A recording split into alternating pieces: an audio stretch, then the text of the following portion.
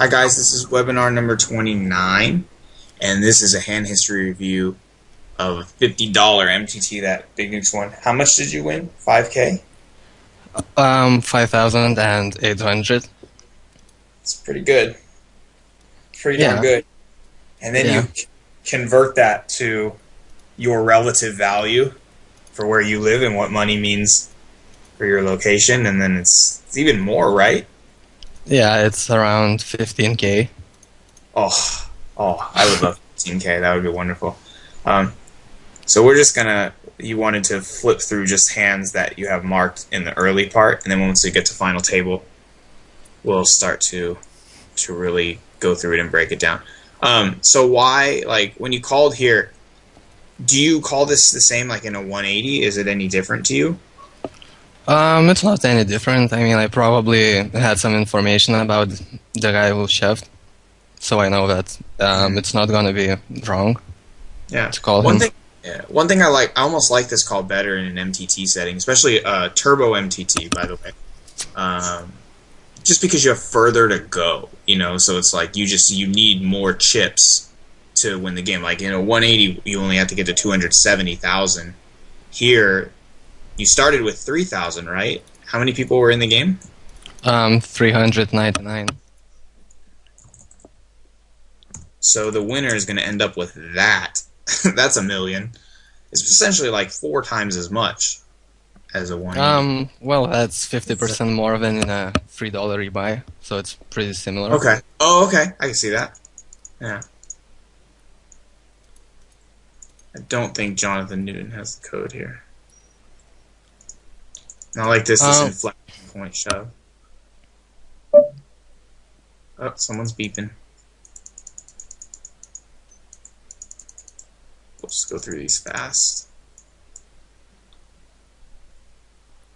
Normal, normal. Wow, you got pretty low here. Yeah, I think it happened twice.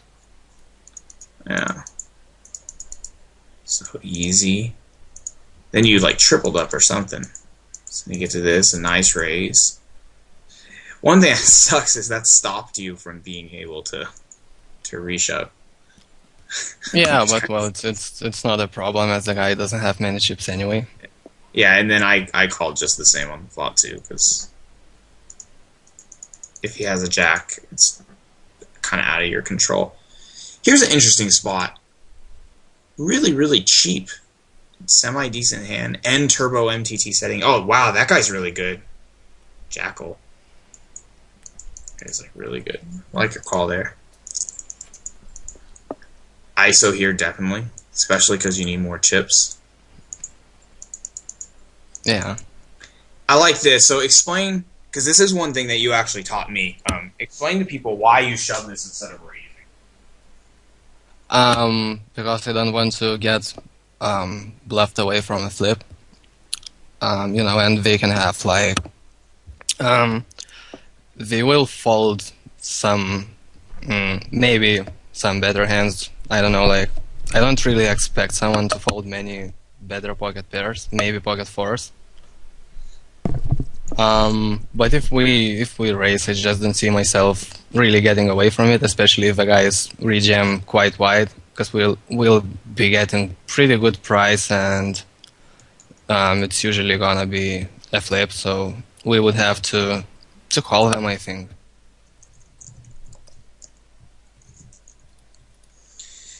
Yeah, and I mean, I used to raise these a lot because I was very stubborn about like, oh, I don't want to shove 12, 13 big blinds, and I think these are like the hands like you can actually do that with. It's like if you get flatted, your hand's essentially a bluff.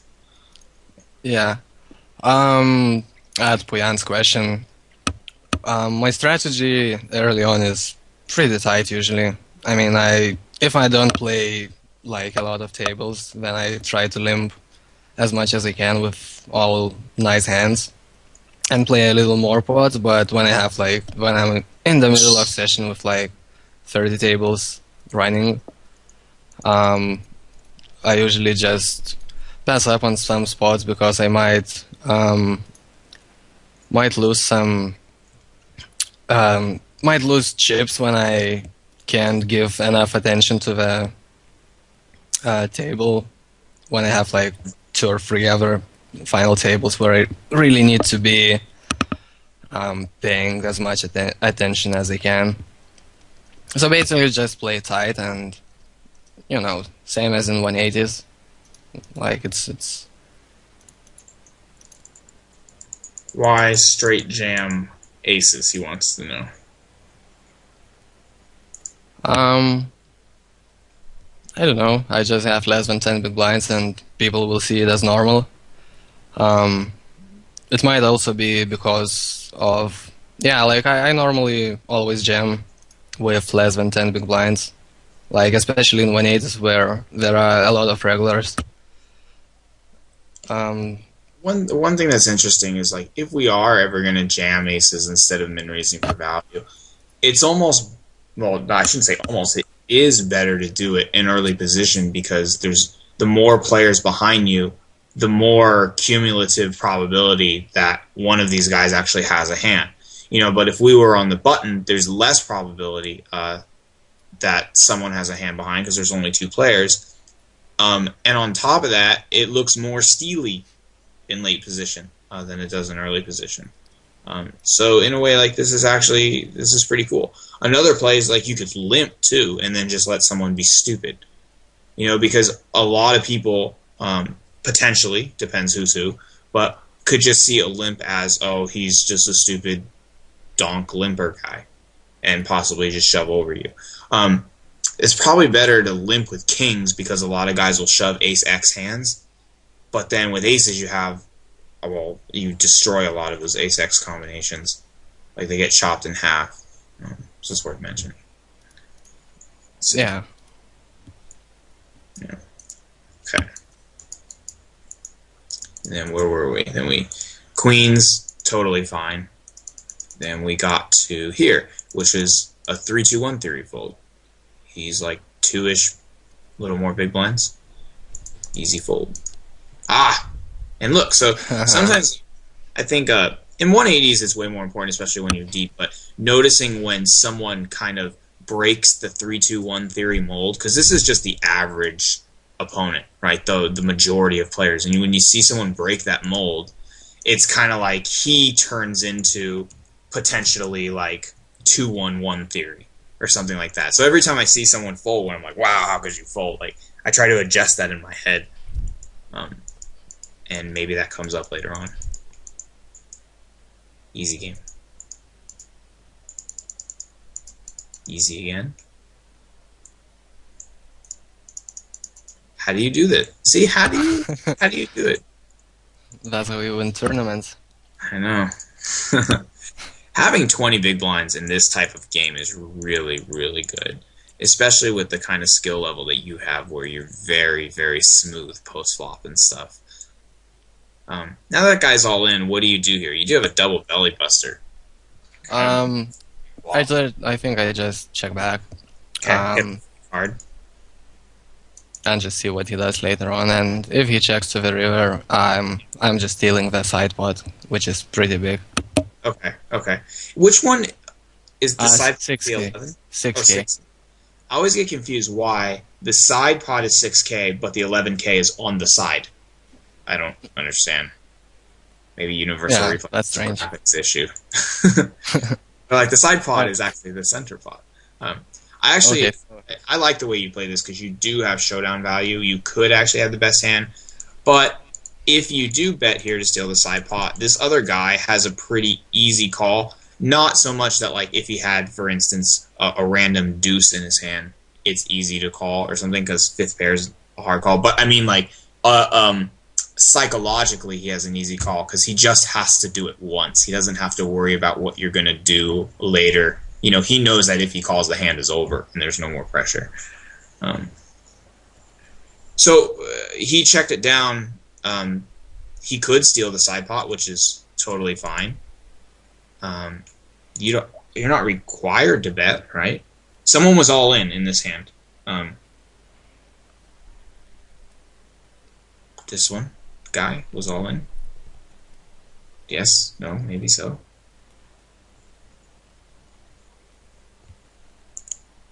Let's let them mull over that. We got a million hands. Oh, says, yeah, but you don't climb the pay ladder, so why check it down? Okay, I see that. Yeah, definitely if you were climbing a pay ladder, if this was the final table, checking would be 100% the best play. Um, I don't. I I guess you could, like, your first instinct, Bigniux, was to bet, and then you ended up checking. Like, both plays are fine, right? Like, Yeah, yeah. Well, I guess in game I sometimes miss stuff, and I might have not noticed the sideboard or something. yeah, okay. I mean, if this guy, like, for instance, this guy could easily have something like 10 Jack in his range. He's in the small blind. He's got over 20 big blinds pre-flop. Maybe he flats with 10 Jack, or a similar type of hand. There's a lot of hands that can actually make really easy calls versus you on the river here if you bet. Like, the whole point of betting is to get value from worse hands or to bluff out better hands. So the only better hands that potentially could fold here that actually makes sense to be in his range would be like pocket threes, pocket fours, fives, maybe sevens. A hand Yeah. like eights or something like that. Yeah, well, something like ace deuce, ace six might fold as well if he does have that. Yeah, I mean, Like, sorry, go on. continue. I was just saying, I think what's important in this hand is to recognize that it's not required that you do either thing. Like, if why me bets, sure, bet, but at least know why you're betting. Don't just, like, don't do it out of habit. Don't do it because it's a reflex bet, but just always think about why you're doing whatever you do. And as long as your play is based off of intelligent thinking, then it's a fine play, no matter what you do. And you can shove. Why not just shove? If I mean, don't do that. If the guy was going to fold 100% of the time when you shove, because we could use Tom Dwan style thinking, he can't call if I shove. Okay, I'll shove and pick up the small or the side pot 100%. I mean, I'll never do that, but yeah, cool. NH, nice hand, excellent fold. Because even though this can be a call, like, you don't have to. And I think a lot of people get caught up in this idea of, like, if it's profitable, you have to. Well, depending who's shoving, it can be really profitable. I mean, we need. Okay, how about this? He shows you Jack 10 offsuit. Yeah, that's good. I mean, I need 38% equity, and I would make, like, I guess at least two big blinds against Jack 10 offsuit. On average, so I think it's worth a call in that case. Yeah, what I find really interesting about that is it's like how you explain that. You're like, well, I think it's worth a certain amount, and that amount is meaningful to me, instead of just, this is greater than 0, therefore I'm required to do it. It's this idea, like, you can do it if it feels good to you, and if it doesn't feel good, even if it's profitable, you don't have to. Like, here, for instance, if this guy shows you ace king, this is a call. But we're never going to do that, and this is a whole notion of, like, expected value. Like, why? Why are we supposed to do something just because it's greater than 0? If he shows you whatever hand that's not a pair, that's a call. But it's stupid. Yeah, Puyan, I'm not sure if I had any reads, and I do use a HUD. So, well, at least I had some kind of idea how everyone's playing.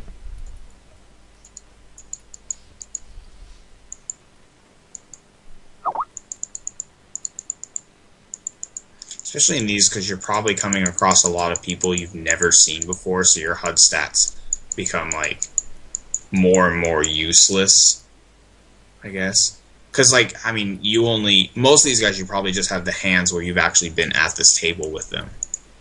Yeah. Which, I mean, if you have something, we can use it to our advantage. This is a really good shove, I think.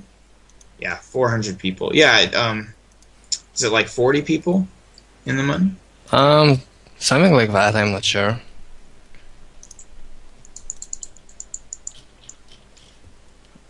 45 people in the money in this one. This is cool. Nice safe hand.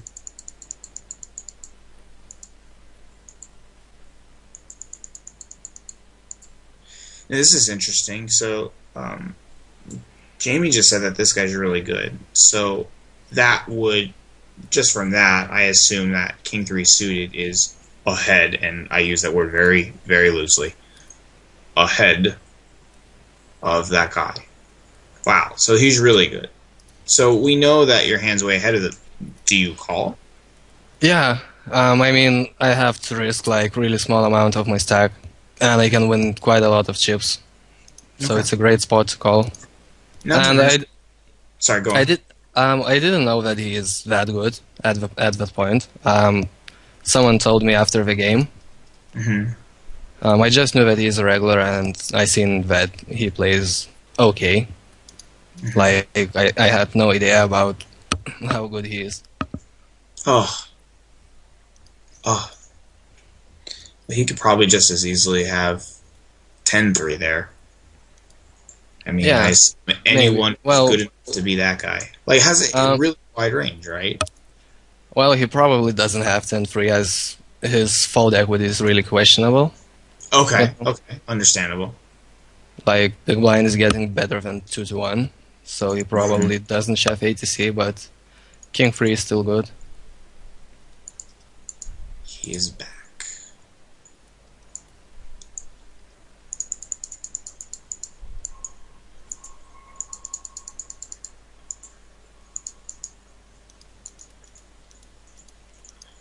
So Puyon's asking you, call or ISO the King 3.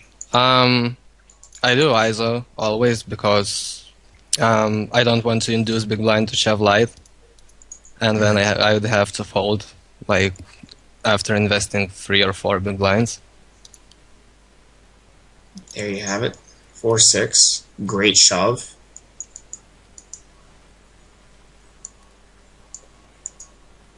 I always like one thing, even though it's totally normal to shove that. There's something just very satisfying about seeing a guy who's that good doing the same things that we do. Because even though we've shoved that hand a million times and we know it's the best play, it's nice to be like, he's doing it too, you know? So I'll look at that again. Yeah.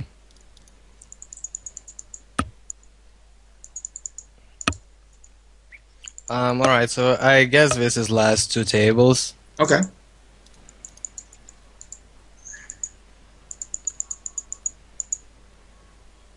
Haha. Going after it with a small stack.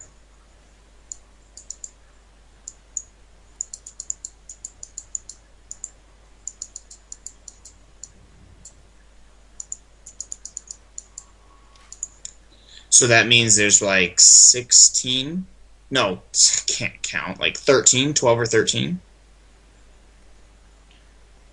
Pocket.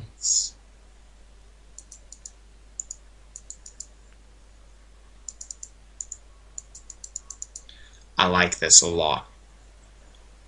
Something like when the pots get so big, just getting that pot, just like secure that 21k, a safe hand. We don't have to get fancy and min raise sometimes when we just need the chips.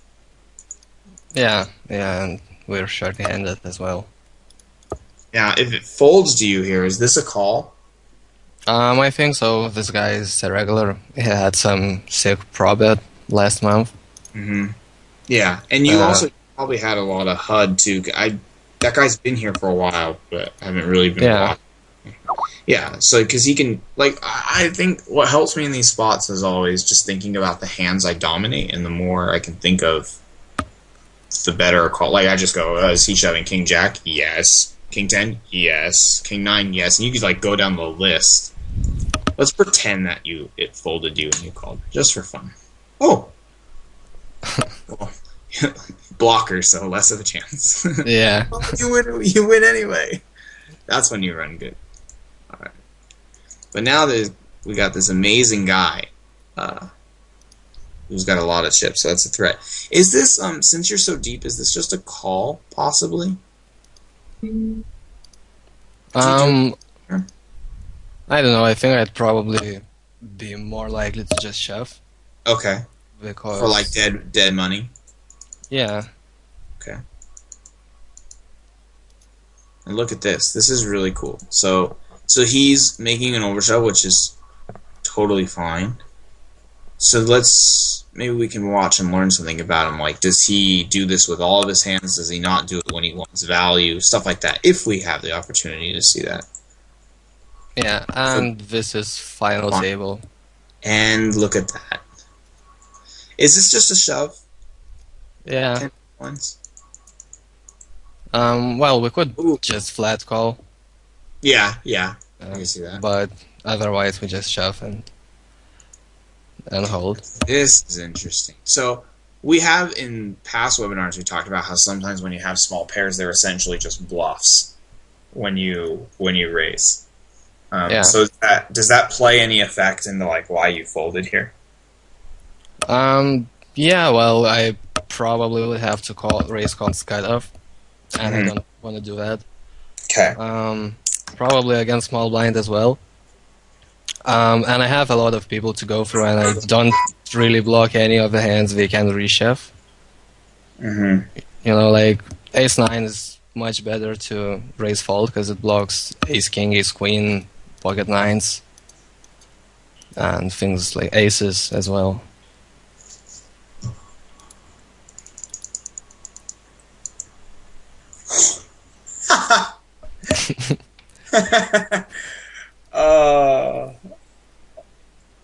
Pretty cool. You know what's interesting? Remember before we did something where we said, like, if you're in early position and someone, like, what are the odds that someone has something behind? Like, just for fun, since they both had queens. What are the odds that one of these 6 guys has queens, kings, or aces behind you?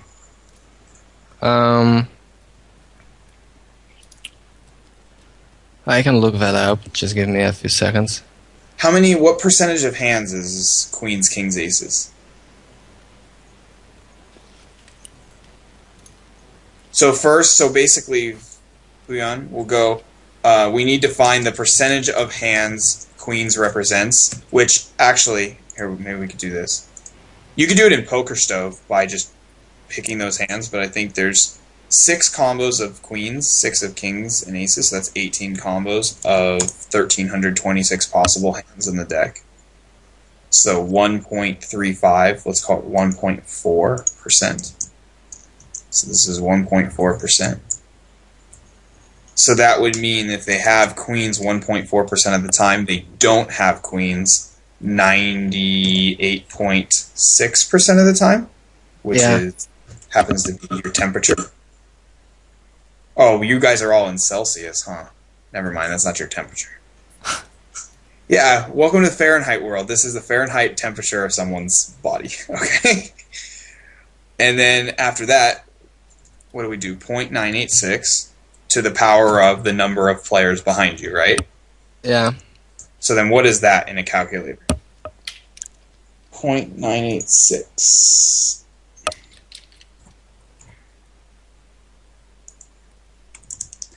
91.9.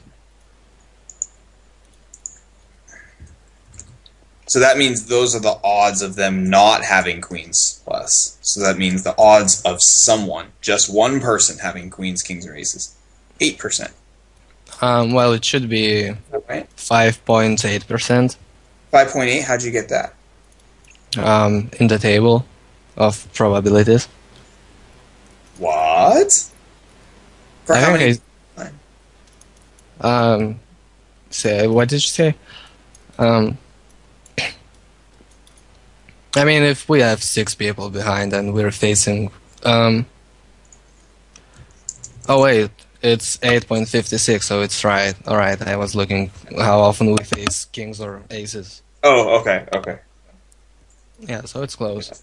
But what's really interesting about this, like, I mean, forget the math. Like, what I find fascinating about this is we haven't even included other hands that people are going to play, like jacks and tens and nines and eights and ace king and ace queen and all those hands. And what I find amazing about this is when you do this kind of stuff, it really opens your eyes to just how often people actually have hands when you're in early position. Like, if we added ace king and stuff like that to someone's range, like, that becomes more and more and more hands. I mean, the thing a long time ago, guys, Bigniux did a thing where he basically found out that the odds, if you're under the gun at a full table, the odds of one of the 8 people behind you having tens, jacks, queens, kings, or aces, ace, queen, or ace, king, was 33%. That's a 1/3 chance of someone having a big hand out of 8 people. Like, it's pretty crazy just how often people actually have stuff. So it feels really good, honestly, when you make a fold and then it's like, queens, queens. And, and of course, I love it.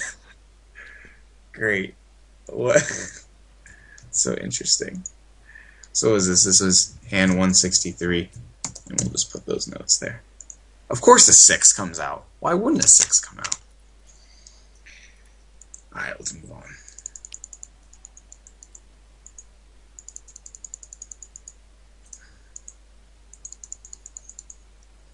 Easy. Yeah.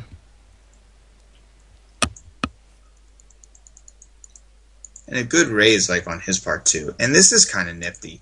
Technically this is an effective stack size shove, but are you required to do it? You're not. You could technically. You could actually, you could min raise too, but I think HUD would definitely help at this point. But also what would help, I mean, there is 5,800 for first place. That should allow for more pressure. Yeah, well, I mean, if someone was like a short stack with like 2 or 3 big blinds, I definitely shove that. Mm-hmm. But here, like, I don't know. I mean, we can definitely shove, and I think they fold often enough. Yeah, I don't think you're required to in any way, because if you folded and you had deuce 3 there, we would never talk about it, and we'd be like, oh, you have a great chance of doing well in this game.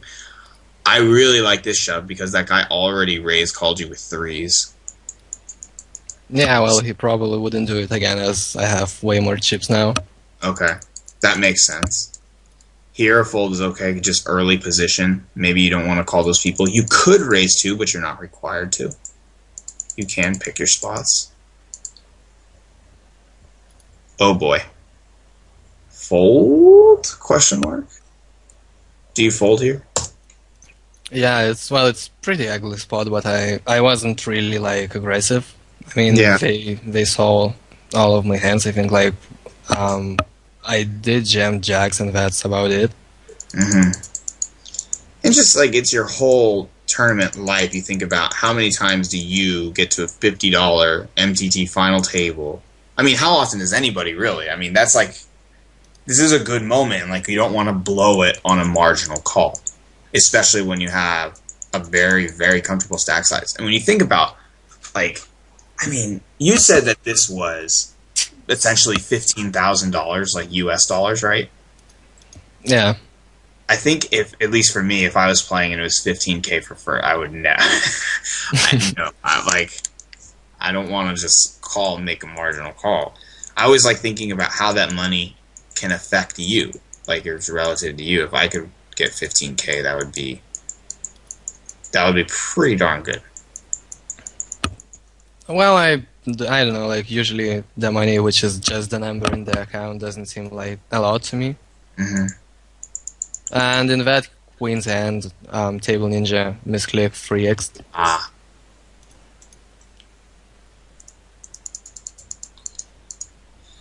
This could be a call, but you don't have to. Kind of like this keeping your stack at 15, 16 big blinds. Yeah, I did as well.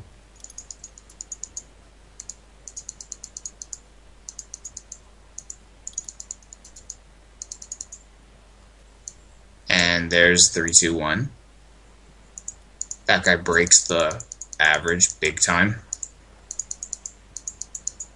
Yeah. Now, look at that. Now, that's really interesting. So these two hands tell us something. So, if you have a chance to raise on the next hand, I would raise before it even gets to you. Well, you can't raise before it gets to you.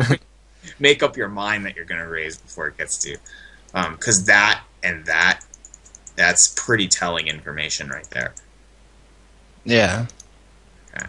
So yeah, like, I don't think you're required to raise, but I'd consider raising that right there. And call that guy because it's 50k more. Well, I guess you don't have to call that guy. Just fold to everybody else. Because I would expect if someone's that short at this type of stage of game, what would they be shoving on you with? And this guy's going berserk, which is quite good.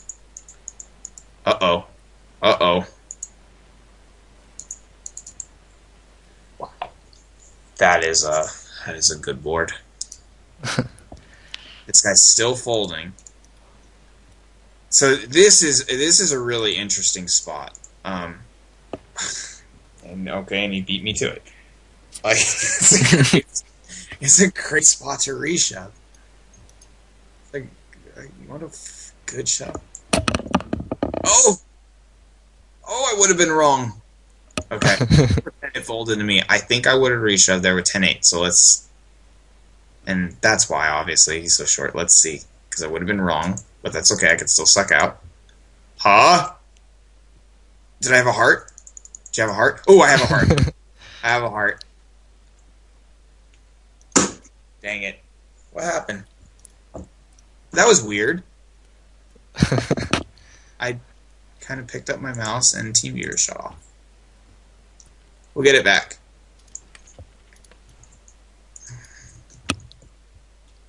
Sorry.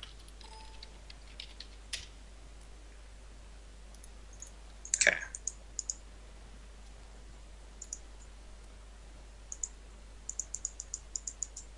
Easy. Oh, wow. Yeah. What the heck? I don't know. I have no idea. And with that guy being at 500. Yes. Whoa!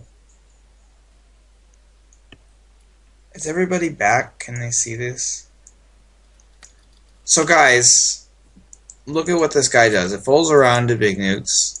He shoves. And he gets called by that. Well, I mean, I guess that tells us something about his personality. Like, maybe it's like he perceives you as bullying him, and he's just the guy that stands up to the bully, and he just says, screw you.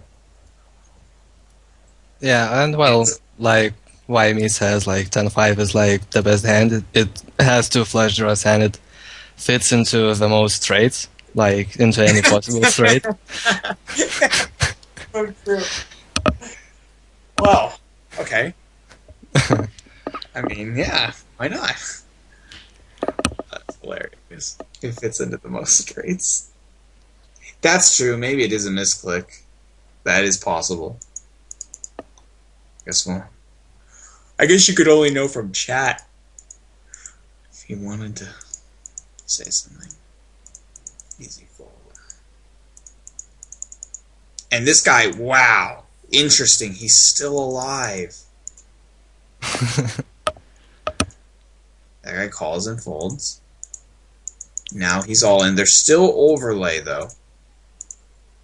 You could do something here. I wonder if it would possibly entice that guy. I don't know. It would depend on how aggressive he is. But you could do something not required at all. Wow. So what are the payouts like now that you're four-handed? Something. You can see in the link in the chat.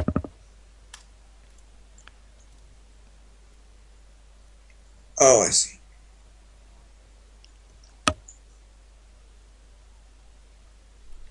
It's kind of being slow.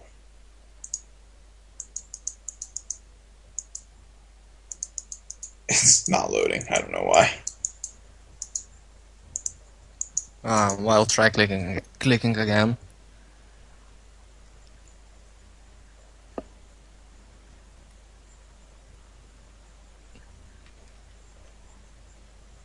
Okay. 24. Okay. Decent money. Oh, and then that guy is a PokerStars Pro. That's an interesting read to have. Yeah. Okay. Okay, then I mean, I don't mind walking, seeing that. Like, oh, maybe he has a clue, because I would assume anybody who's a PokerStars Pro would at least be pretty good.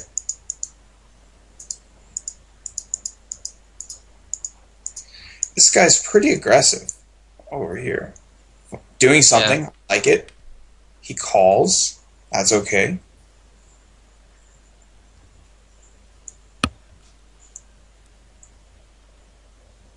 Is this cheating?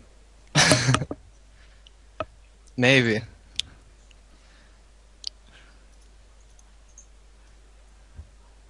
I mean, what do you do? I'm not used to this. Well, we could, of course, check and just let him bluff. Of course.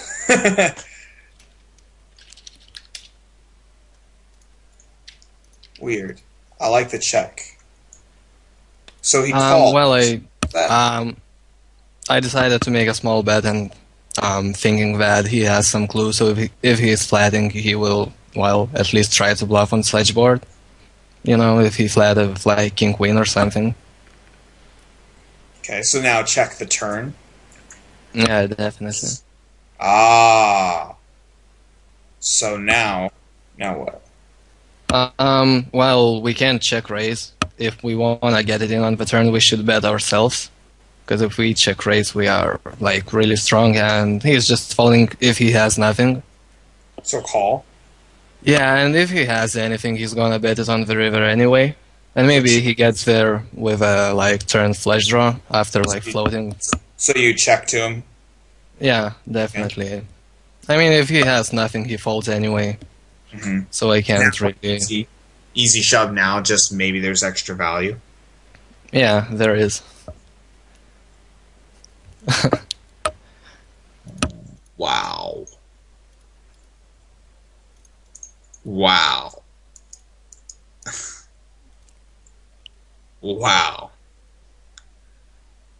Okay, Jamie Gold. Wow. That is a killer hand. Good raise. It closed out again. I don't know why. Probably because TeamViewer is stupid. Sorry. So as you guys load that back up, button raises, and he folds 8-5 in the big blind. Pretty easy. So now... well, if you go back to 8-5 hand, it is pretty perfect spot to 3-bet light. I mean, small blind is really short. And you are right. You are right. And we do have a chip lead, so we can put a lot of pressure on the button, who is clearly really aggro. Mm-hmm. You have a good point. Really, really good point. GG something here. I should have done. But I think I folded because they saw me having Jack 4 offsuit. And I'm pretty sure they saw it. Yeah, I think in this type of game where you are, people are going to be more likely to remember because unlike when you play a bunch of tables at once, you're probably focusing on it. You know? Yeah. So, if I mean, obviously the bet you don't bet guy is going to remember for sure. Even if the other guy doesn't have a really good memory, like he's probably way more likely to remember than your just average person in an average game you're playing. Yeah, I think so. So these are fine. Easy call.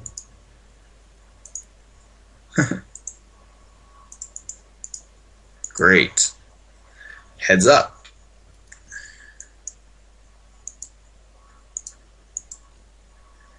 You could do something here, right? Is this just a reshove? I think I probably like reshove more. I don't know, like I could make a small free bet, or a flat. I wasn't really aggressive, so I think I would get quite a lot of credit for it. This just seems like like a big raise slash shove now, right? 240 in the pot. Yeah, yeah, I think so. Great. Yeah, and then if he shoves, we call. Yeah. Just- Great. Great. Okay, little mix up. Or mixing it up, I mean. Sorry. Not a mix up. Something. Easy. Probably since he's so short, just a shove. Yeah. Yeah. Easy. Is this just a shove? Yeah, well, we can't really do much if we make a small raise and he flats. It's gonna be Ooh. pretty awkward. Interesting, though. We can see now that he did limp that. Even though your shove is super okay. Shove? I don't know, maybe I might flat. Okay. It's probably pretty tough to play out of position, so I think that's why I just shoved. Okay, okay. I mean, he's definitely very, very aggressive. So anytime you have, you have a semi-decent hand and you want to reshove, it should be fine, especially like when you're around this 20 big blind or less mark. Yeah.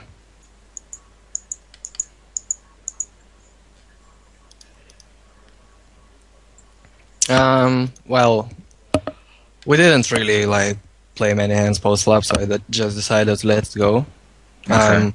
I checked back the flop because I have 10 good cards to hit on the turn, so I can call a bet if any of it comes. Oh, okay.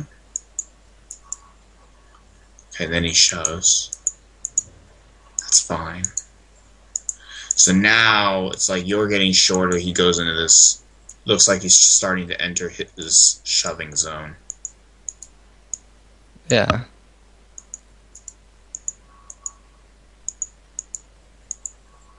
Okay.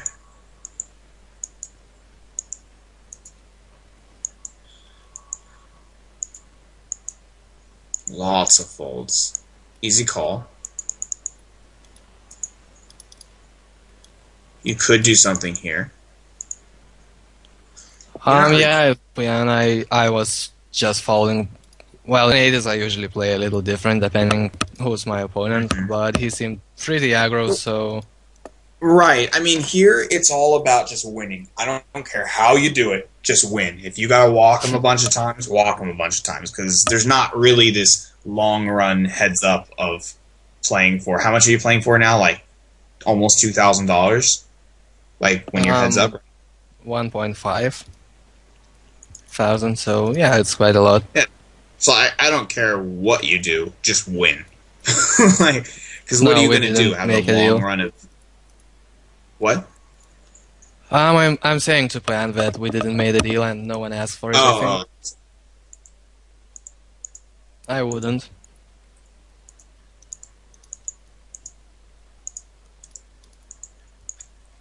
And also, plan with, I'm limit stabbing whenever I feel like. It usually doesn't depend on my hand. so it's just like a game flow feel to you. Yeah, like if I feel that I can make something different, which might be not useful to him. Like if, since I haven't done it for a while, I could limp now next time I'm on the button. So yeah, it's kind of based on frequencies and the way he reacts.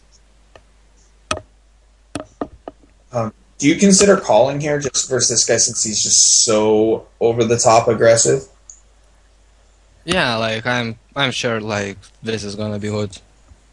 And if I lose, I can still make a comeback. It's not that I'm in really bad shape if I lose. I probably wouldn't trap, at least not in the end, as he seemed to rejam quite much, at least when I was getting shorter. So I think I would just hope that he gets some like top 50% of hand or anything that he rejams. See, a good indication that when you're limping like these like limp stab and type plays like that, a good indication that they're working and doing like you're thinking well is if you wouldn't limp trap as well. Because if you would limp stab to bluff and limp trap for value versus the same guy in like this in before there's any maybe change in game flow or something like that, that would be an indication that you're doing it wrong, because then it's like Yeah, well, one's a bluff, one's value. You're merging your range when there's not necessarily a reason to merge a range all the time. yeah, So if and sorry, go on. it's basically gonna be that one of the plays will be a mistake, like either limb stabbing is gonna be unprofitable because he shoves too much, or limb trapping won't be good enough because he's not getting it in often. Basically, it will just it's just not being adjusted to your opponent. This is a good game. Congratulations. Thank you. Winning. Must feel good. Yeah, I did. I think my hands were kind of shaking when we were heads up. I don't think I ever had that feeling. So it was cool. Yeah. Alright. That'll do it. Sounds good. No, I didn't buy anything. I just lost 4,000 in the next 3 sessions. Are you serious? Yeah. Oh boy. Well, it's just, it was. I won on Friday, and on Sunday I played pretty much every Turbo MTT which ran, except I think $200 second chance. And I played like every game which is up to $200. So it was pretty costly, Alright. Sounds good. Thanks for coming, guys. Alright. See you, dude. See ya. Thanks.